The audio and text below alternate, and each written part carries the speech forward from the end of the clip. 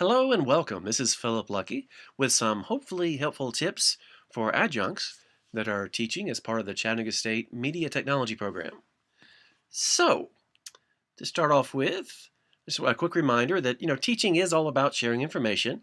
Usually it's between teachers and students. However, there also is some information that needs to be shared between teachers and the whole rest of the college and vice versa. And it might not be exactly obvious, but it is possible for all of this to work. Now, I'm just telling you this so that in case you do feel frustrated or confused about how all this fits together, that it should work. It may not be obvious. You do have resources, people to ask for help, whether it's Chris or Angela or myself or other adjuncts or instructors or someone in the dean's office like Cindy or Barry. So there's help out there if you do get confused or if it doesn't make sense. But at the end of the day, it'll probably work somewhat smoothly eventually. And to make this make a little more sense, I divided the basic structure of the information services into three different silos or different areas: TigerWeb, eLearn, and faculty email. We'll talk about each of those individually real quickly. Now, TigerWeb. First of all, to get logged on to TigerWeb, if you go to the chattanoogastate.edu website, you can just click on the little paw there indicated by the green arrow. I guess it's a tiger paw. We'll never know. Or you can go directly to tigerweb.chattanoogastate.edu, and that'll take you to TigerWeb as well. And note that the first time that you go to TigerWeb, you'll want to set up your Tiger ID, and you can do that by using the Tiger ID wizard there at the about halfway down the page where the green arrow is. Now you'll need your A number to do that, and you'll get your A number from, say, Cindy at the dean's office, or someone else who can tell you what your A number is, and because that'll come in handy for them to be able to identify who you are. So, and once you have your Tiger ID and password, you'll be able to use that wizard to be in business. This login and password you're getting through this wizard, you'll be able to use for both TigerWeb and eLearn, and in a way for the faculty email, but we'll talk about that later. So it is nice. You can use the same login password for both TigerWeb and eLearn. Okay, so you go ahead and log on. And so basically, the main parts of TigerWeb to be thinking about, I would say, would be faculty services, the contracts and payroll area, and the emergency alert. And within faculty services, that covers reporting attendance, grades, and seeing who's in your class. Okay, so to get to those areas, let's see. Faculty services. Once you successfully log into TigerWeb, you'll see this wonderful page full of orange and blue links and black text.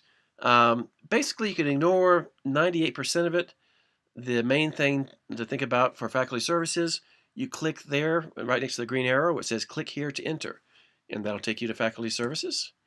And then it'll present you with another menu to choose between personal information, student, financial aid, faculty and advisors, or employee. And we're going to look at faculty and advisors right now. And it gives you even more options. Yeah, this is a wonderful menu-based system at this point, you realize. From here, you can choose for more information about a particular class.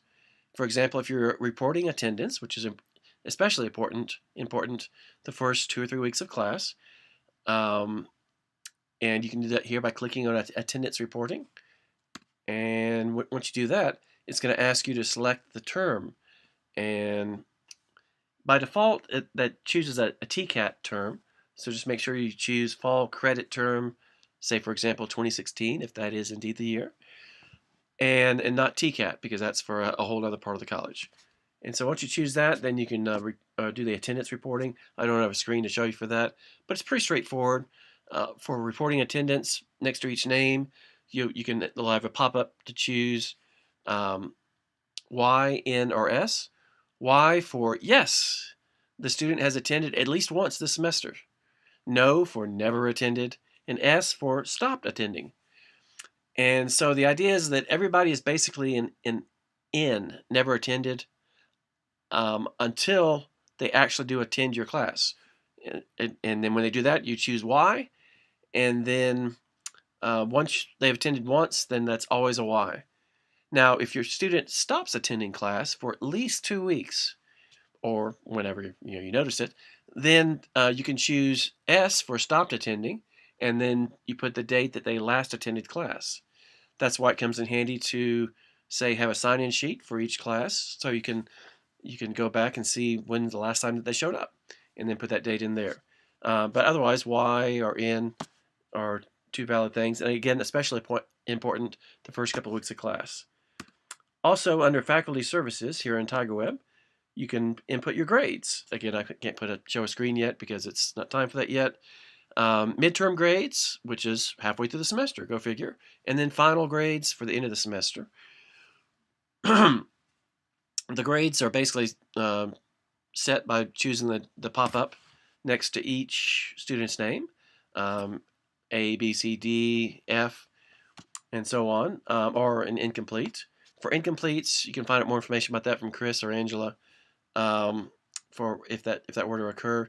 If you do give an F for a student, then you also have to put in the last date that they attended class. So once again, it's nice to know, to have some record, like with sign-in sheets or something, so you'll know when they did last attend your class. Okay, but then you do all your grade reporting there. And again, this is the actual grade reporting that goes on to the student report card and everything, and that's the most crucial way you report grades. And then also you've got your class roster. You can see here with the summary class list. And the class roster, that's the official class roster of who signed up currently. Sometimes it might show who's dropped out or who's recently added, but this is considered the most current list through Faculty Services. Okay, so stepping on to some other TigerWeb usefulness. In addition to the Faculty tab, if you go to the Employee tab, then this gives you some more information on, for example, tax information or signing your contract or getting paid, which is always a good thing. If you clicked on Faculty Load and Compensation, it takes you to this compensation and acknowledgement, all of which is say this is your contract that you sign in order to get all that money for teaching this class. So it has lots of contract stuff to read, and then about midway through, it lists each class you're teaching, and there's a checkbox to acknowledge that you do acknowledge that you're teaching that class.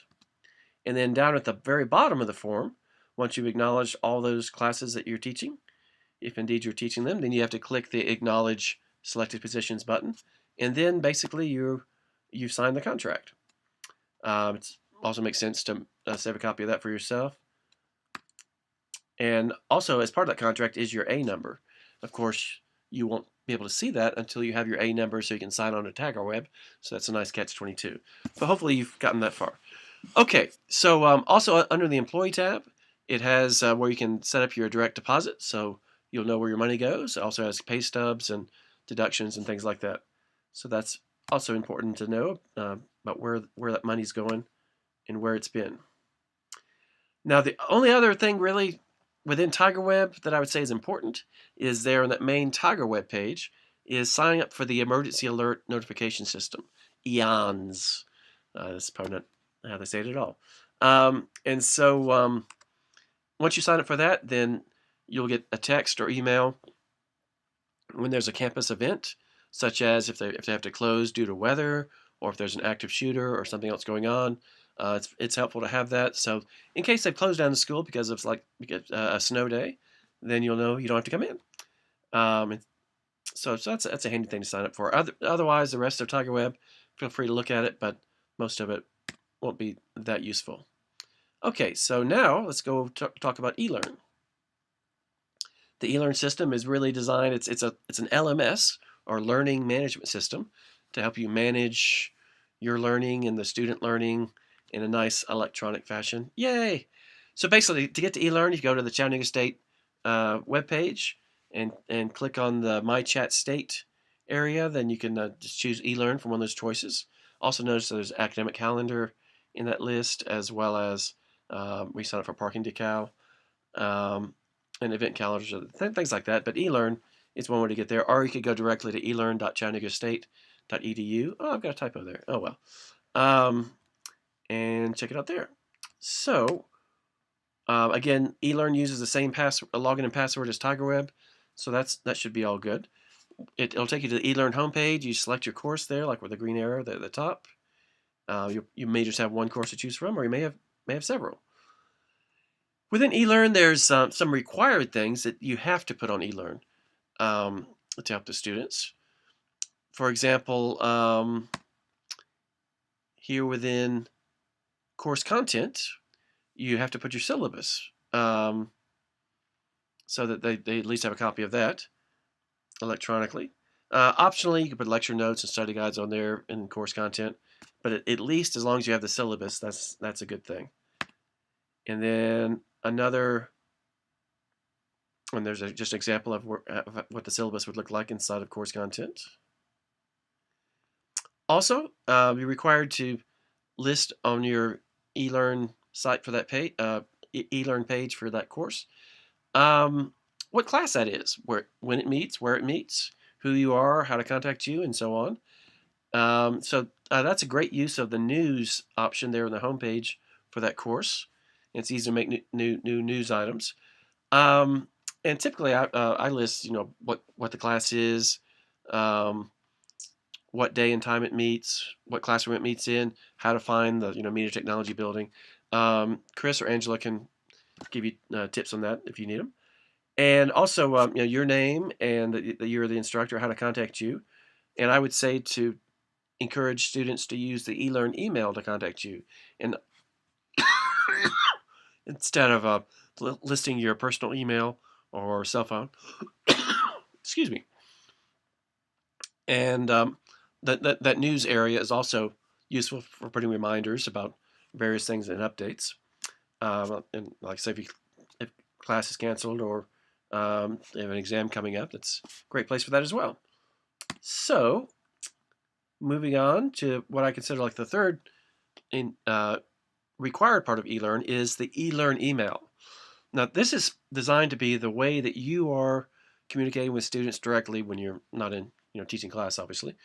And it's for students emailing you emailing students. The eLearn email is not connected to the internet email world. It's isolated. It's a walled-off system, so you can't forward stuff from your eLearn email to your real-world email, or vice versa, or check that, or forward it to your phone or anything. It's all you have to log on to eLearn to check it and reply to it and use that. And it's really as a setup, so it's designed so that the college has an archive and a record of your communication with your students through email. They protect you, protect the students, protect everybody, and as a helpful reference. So that's why it's there, and it's pretty straightforward to use. You just click on the little envelope, little thingy. In order to email students, if you click on the tools icon there, you see right under the title. Well, I'm pointing at it, but you can't see that because, yeah, I'm not there. You notice where it says tools in the middle of my little example page. If you click on that, it takes you to a class list where it lists everybody in your class. If you click on their name, it'll draft an email to them using the eLearn email, or you can choose to send email to everybody. Also, for students to email you, they can just click on your name in that class list, and it emails you. So, like I said, it's fairly straightforward, but it's set up there for a reason. And so, moving on to some optional eLearn elements. eLearn can be, you can extend it in lots of useful ways. You can use the gradebook. The gradebook can be handy for keeping an ongoing tally of students' grades. It's nice because students can see what their grades are throughout the semester. And also for the college, it's a way that they can store a record of the grades for many years in their archives. Now, note that this gradebook in eLearn is not related, or it's not linked in any way to posting the grades on TigerWeb. So at midterm and at the end of the semester, you'll need to take these grades and go back to TigerWeb and input those grades using the TigerWeb thing we've already talked about. So that's something to keep in mind, that it does not automatically transfer these into TigerWeb. You got to do that by hand. So there you go. Also within eLearn, you can set up Dropbox or Dropbox Um, that can be useful for having students upload assignments or whatever for you. It keeps track of who uploaded it when. There's a class list, like I mentioned, that it also shows you in the class list when the student last connected, um, and you can use that to easily email students. Um, Also, I recommend every so often double checking the class list that's on eLearn with your TigerWeb roster or class list. They don't always match, and if they don't, that generally means that the student might not be really signed up for your class, or there's a problem. If they don't match, then just let Cindy and the dean's office know, and then they can get that all fixed up for you.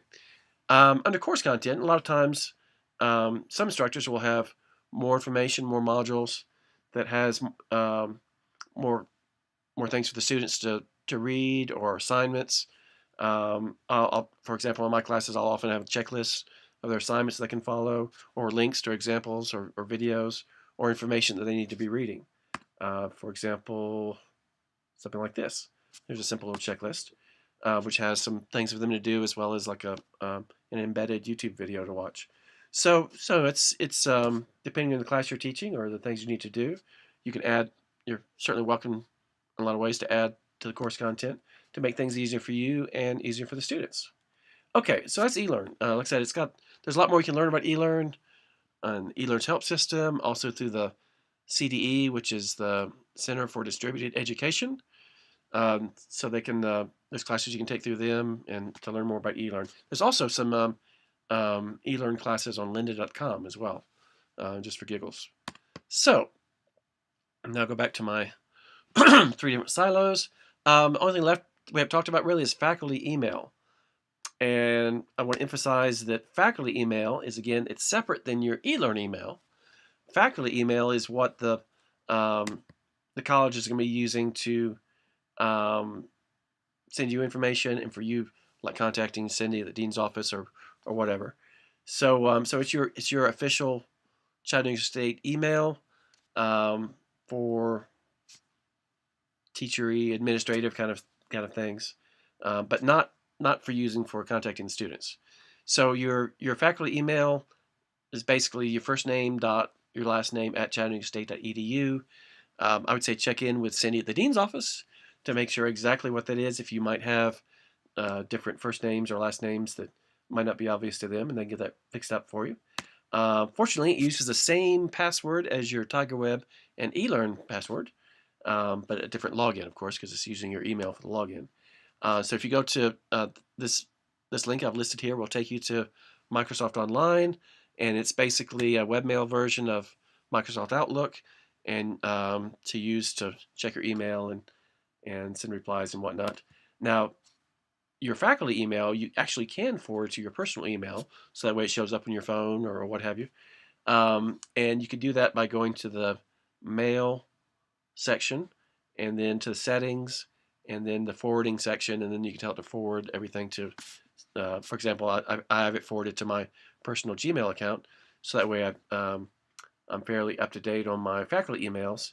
And meanwhile, I try to check my eLearn email, as much as I can, at least every couple of days, to see if the students have any questions. So again, faculty email, what the college and department uses for official communication, but not for communicating with students. Okay, I think I said that enough. So basically, that leads us to all 3 basic structures. You got your TigerWeb, you got your eLearn, you got your faculty email.